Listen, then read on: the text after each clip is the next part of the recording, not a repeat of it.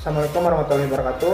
Perkenalkan, nama saya Ariel NPM 213507516. Di sini saya akan menganalisis perbandingan politik mengenai fenomena politik internasional yang sedang terjadi pada saat ini, yaitu tanggapan Indonesia dan juga Amerika terhadap perang Rusia dan juga Ukraina.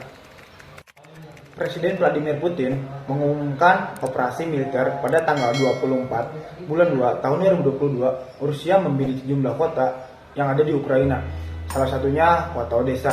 Rusia mengklaim Ukraina Timur, wilayah Donbas, yang dikuasai milis pemberontakan, sampai pada akhirnya pemimpin Ukraina, Vladimir Zelensky, yang sekarang lebih dekat ke barat dan ingin bergabung dengan NATO.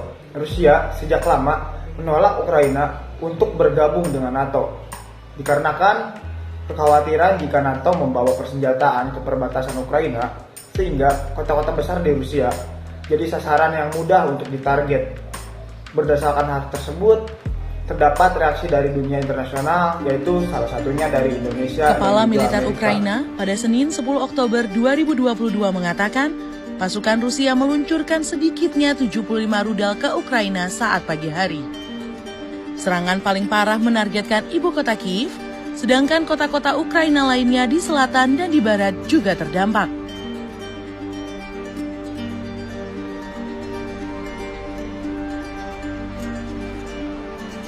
Dinas Kepolisian Nasional Ukraina mengungkapkan, serangan besar-besaran di Kyiv melukai 12 orang dan menewaskan 5 korban. Sementara, Presiden Ukraina Volodymyr Zelensky mengatakan, serangan rudal di banyak kota termasuk di Kyiv menyebabkan beberapa orang tewas dan terluka. Di Kyiv, seorang wartawan mendengar beberapa ledakan keras mulai sekitar pukul 8:15 waktu setempat. Dilaporkan, salah satu proyektil mendarat di dekat taman bermain anak-anak dan asap mengepul dari lubang besar di lokasi hantaman. Beberapa pohon dan bangku di dekatnya hangus akibat ledakan. Video-video yang diunggah ke media sosial pun menunjukkan asap hitam membumbung tinggi di beberapa area kota.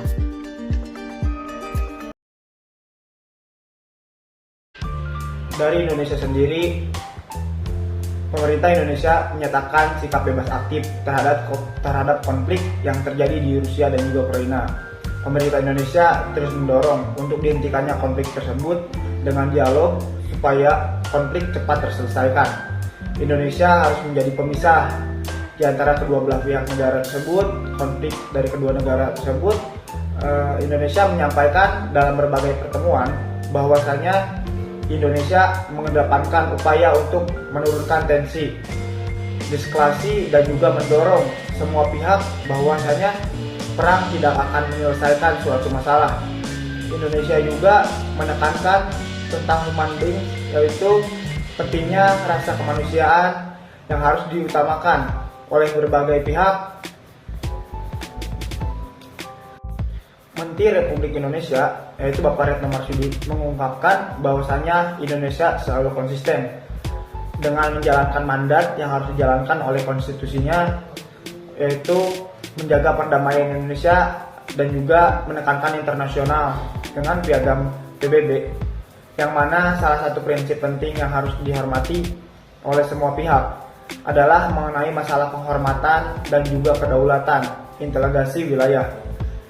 Dan dari Amerika Serikat sendiri, dalam konteks perang Rusia dan juga Ukraina yang berlangsung sejak 24 Februari lalu, keberadaan Amerika Serikat disebut sebagai bagian dari kecenderungan negara yang mempertahankan hegemoninya, di mana sebagai negara adidaya satu-satunya di dunia pasca Perang Dingin, tak hanya itu, keterlibatan juga sebagai bagian dari kecenderungan AS mengambil keuntungan ketidakstabilan Ukraina agar tidak sampai jatuh ke tangan Rusia.